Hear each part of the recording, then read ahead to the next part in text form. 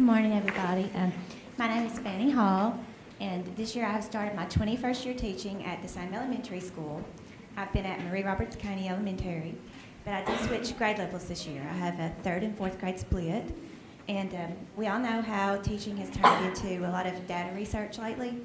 Before school even began, I gathered as much data as I possibly could on my incoming students, and I saw that our need was really in reading proficiency. There was a lot of my children, actually only about 3 of them were on grade level. So when the ARI grant came up, I decided I was going to write the grant for the most basic thing you could ask for, and it was books. I thought, well, if I just write books, I'm probably not going to get the grant. So took into consideration what my students would like, and we all know how kids love YouTube. I have 2 daughters, and they stay on YouTube all the time. So I thought, well, as for these books, I'd like to have some guided reading sets of books so that we could meet. Last year our school started doing guided reading for the first time. The other students visit stations. I've implemented the Daily 5 this year, and while they're visiting the Daily 5 stations, I'm pulling back a guided reading group. So I thought, well, I'll get these literature circle groups of book sets, and we'll read them, do lots of activities, and then we'll create our own YouTube channel. It's going to be called React to Reading, which we haven't started it yet. I'm still waiting on materials. But it's going to be called React to Reading, and the students are going to give their reaction to some of the novels that we're reading. That was my first initial take on it. It was just, we'll just give reactions, sort of like book reviews. But then I started teaching out of a book. It's my favorite reading book this year. It's called Reading Strategies by Jennifer Cervallo.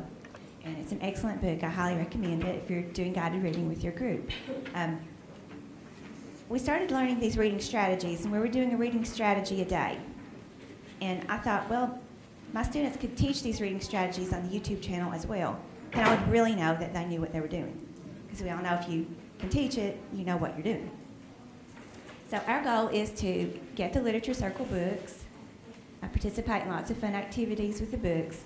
The students, not me, the students will be on the YouTube channel giving their reaction to the books, some book reviews, some recommendations, and they're also going to be teaching some reading strategies. They're super excited, more so about the YouTube channel than the actual books. The unusual thing about how we are getting our book sets this year, though, is that I allowed student voice. I let the students choose the titles of the books that we're ordering. At first, they were very quiet, didn't say a whole lot, and as book suggestions, you know, what would you like for me to order?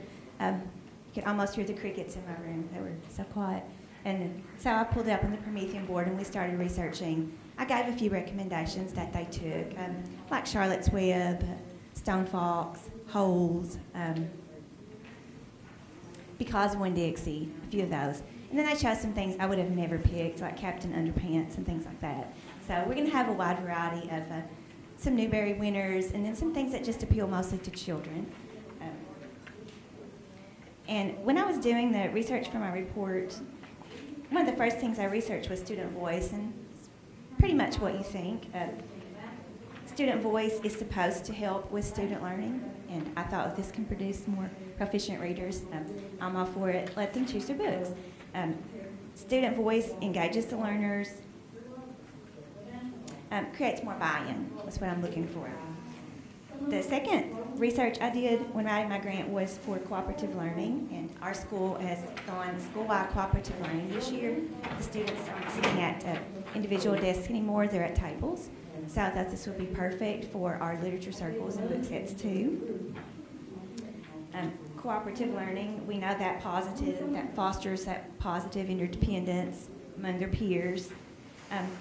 One of the big things I really hadn't thought a whole lot about, though, the cooperative learning in our book sets, was that it places individual accountability on that student. In our literature circles, each student's going to have an assigned job, and it's going to be their responsibility. They're the only ones in that group with that responsibility. So I figured the individual accountability might encourage a little more effort.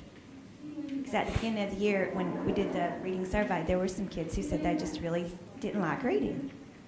So through the ARI grant, I hope to build lifelong lovers of reading. Maybe those students at the end of the year will say, we really do like reading. We got to choose some of the books that we wanted.